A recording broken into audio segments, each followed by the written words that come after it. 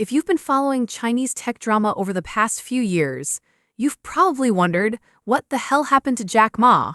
One day, he's giving flashy speeches and living it up as China's richest entrepreneur.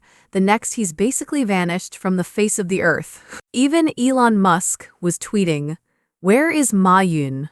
That's Jack's Chinese name, by the way, which sent the entire internet into conspiracy mode. Western media went absolutely wild with theories. Was he under house arrest? Had the Chinese government disappeared him? But for most Chinese people, this whole narrative felt pretty ridiculous. We knew Jack Ma wasn't locked up in some dungeon. He was just laying low after seriously pissing off the wrong people. So what really went down? Buckle up, because this story has more twists than a Chinese soap opera. From English teacher to internet prophet, let's start from the beginning. Jack Ma wasn't exactly born with a silver spoon. He grew up in Hangzhou in the 1960s, when China was still picking up the pieces from the Cultural Revolution. But he had this weird obsession with English that led him to do something pretty crazy. He'd wake up at the crack of dawn, bike to Westlake, and basically harass foreign tourists into letting him practice English by giving them free tours. Not gonna lie, that's some next-level dedication. The guy was terrible at literally everything else in school, though. He bombed the college entrance exam not once, not twice, but 3 times. When he finally scraped by, his English score was 89, while everything else was hot garbage. After college, he became an English teacher making pocket change. We re-talking a few bucks a month. His early business attempts were disasters. A flower shop? Failed. Translation agency? Nope. The man couldn't catch a break until 1995, when he took a trip to the US and discovered this thing called the internet.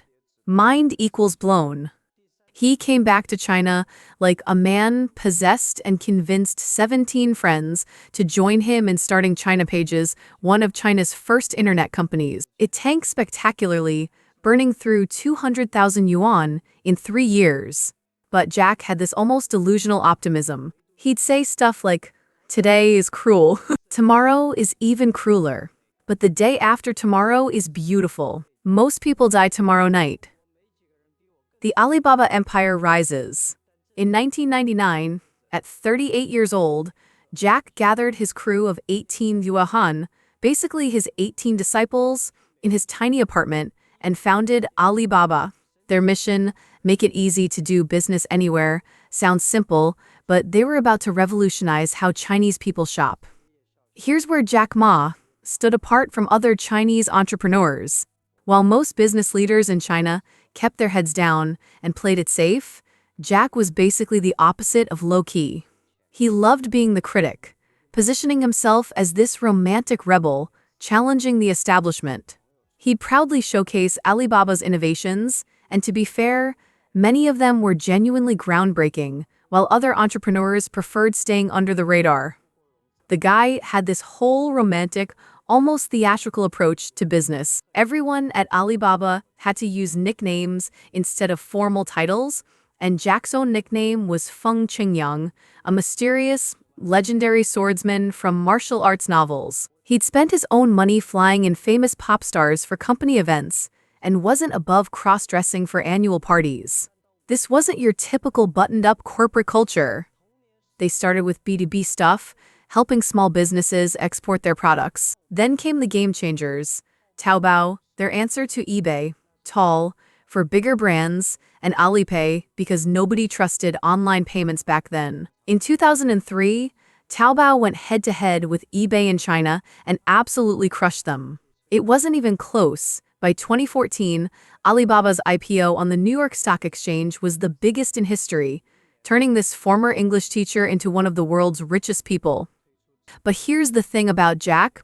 He never lost that teacher energy. His speeches were like stand-up comedy shows, full of jokes and wild gestures. The man knew how to work a crowd. The speech that changed everything. Fast forward to October 2020. Jack Ma is at this big, fancy financial summit in Shanghai, and he decides to go completely off script.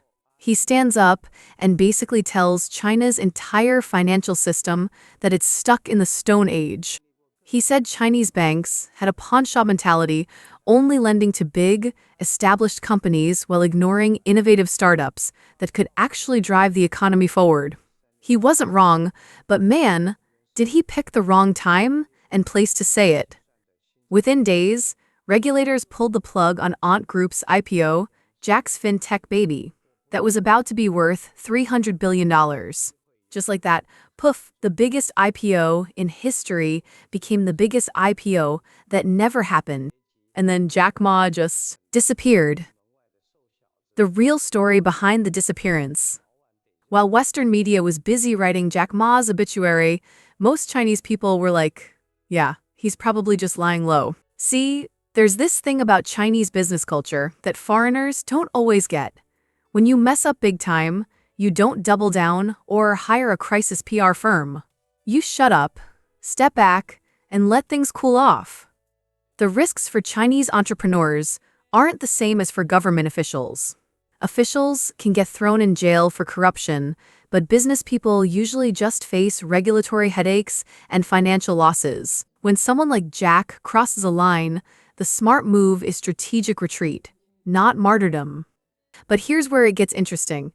Jack's rant wasn't just hot air. Some of Ant Group's innovations were getting a bit too wild, even by Silicon Valley standards. They had this insurance product where users could vote on claims, very internet spirit, but totally impractical. That kind of sky-high thinking was classic Jack, but regulators weren't amused. Plus, if Ant Group had gone public without proper oversight, they could have offered services way cheaper than traditional banks, since they wouldn't have to follow the same rules while taking on zero social responsibility. That's not innovation, that's just regulatory arbitrage.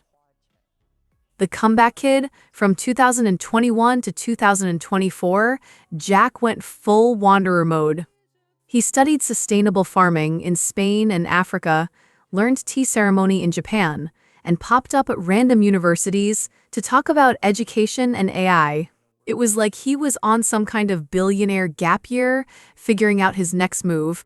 Then in 2025, boom, he's back. Bloomberg reported that he returned to Alibaba's headquarters and was more involved in day-to-day decisions than he'd been in 5 years. His rallying cry, "Make Alibaba great again."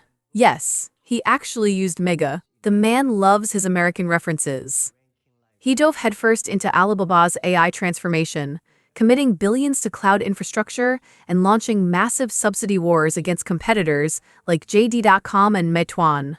Classic Jack, go big or go home. What this all really means, Jack Ma's story isn't just about one eccentric billionaire. It's a crash course in how Chinese business actually works. The system might seem harsh from the outside, criticize the government, and face consequences, but it also allows for redemption arcs that would make Hollywood jealous. Jack went from visionary entrepreneur to controversial figure to strategic mastermind, all while the business world watched. His journey shows that in China's unique ecosystem, you can challenge the system, face the music, learn from your mistakes, and come back stronger. Just don't expect it to be easy. Whether his next act involves AI dominance or revolutionizing rural development, his two current obsessions, one thing's for sure, Jack Ma's story is far from over. And honestly, we can't wait to see what he does next.